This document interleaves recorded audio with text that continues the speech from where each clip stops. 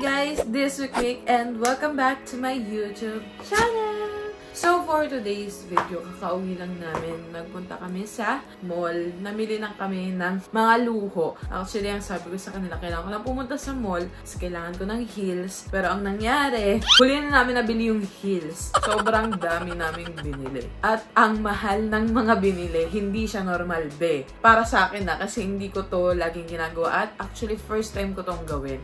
Medyo magulo ako dahil ngayon na lang ako ulit nakapag-vlog. Well, anyway, ngayon, i-share ko sa inyo kung saan napunta ang pera ko. So, nakikita nyo naman sa likod ko na medyo maraming paper bags dyan. Siyempre, unahin natin yung nasa pinakadulo.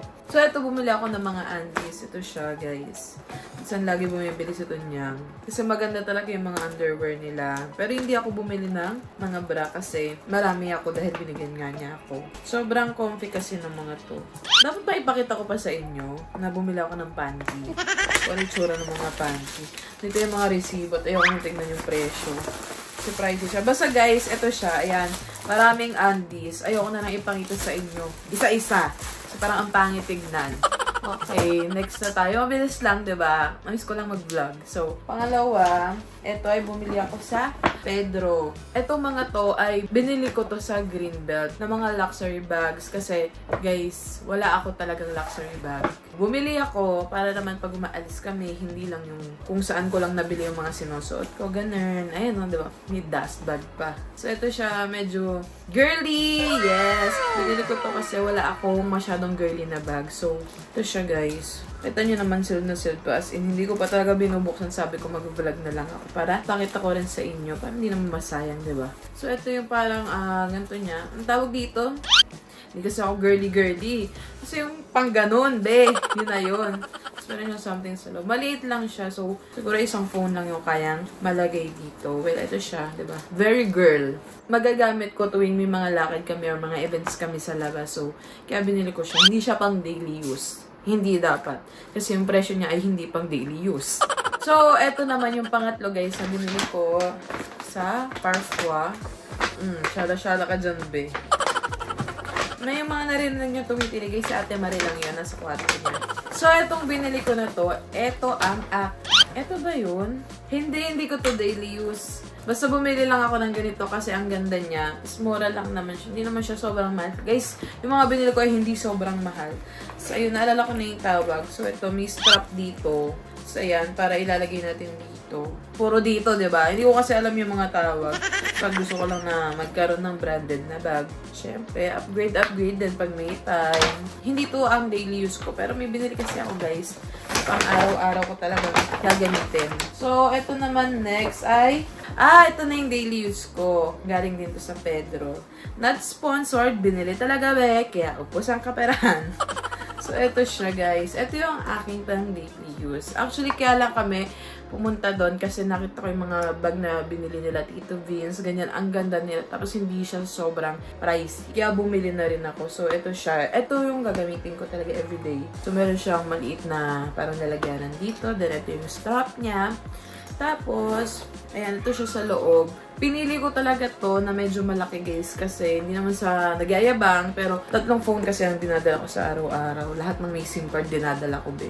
So, kailangan ko talaga. So, ayan siya. Ito ang gagamitin ko for everyday. Paulit-ulit in daily use be. Tapos, ito naman yung sumunod na binili ko. Sa Charles & Keith.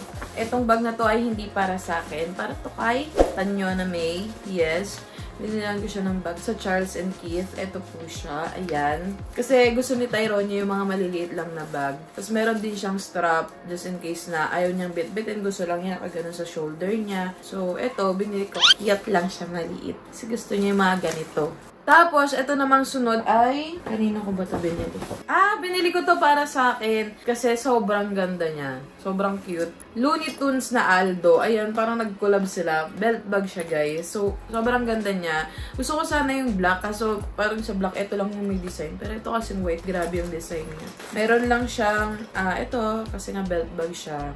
Tapos, dito naman, meron siyang maliit na lalagyanan ng mga something. Ayan. Dito sa loob. Meron pang maliit na lalagyanan sa loob. Pero, ito na yun. Ito na siya. So, Pang-alis-alis ko lang din to, hindi rin siya para gamitin na araw-araw, diba? Kasi ang ganda. Ayoko talaga sana mag-wait kasi alam kong hindi ko siya ma-maintain.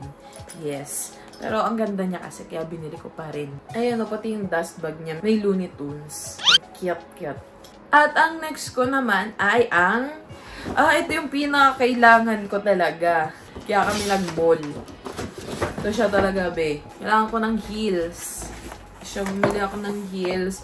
Hindi siya yung heels na pointed talaga. Tapos medyo malaki siya. Para lumitignan yung paa ko. Kasi malaki yung paa ko. Mataba siya actually. So, ito yung pinili ni Papi para sa akin. Kasi alam niya na bagay ito sa akin. Ito siya. Ito lang naman talaga yung kailangan ko. Pero kung saan-saan na kami napunta, be. So, medyo mahal din siya, be. Pero wala kailangan ko kasi. Tsaka, alam kong matagal ko naman siya magagamit. So, okay lang.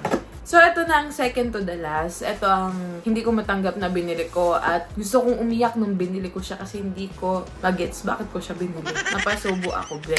So, ito. Bumili ako ng Dior. Dior, be. Dior! Bango!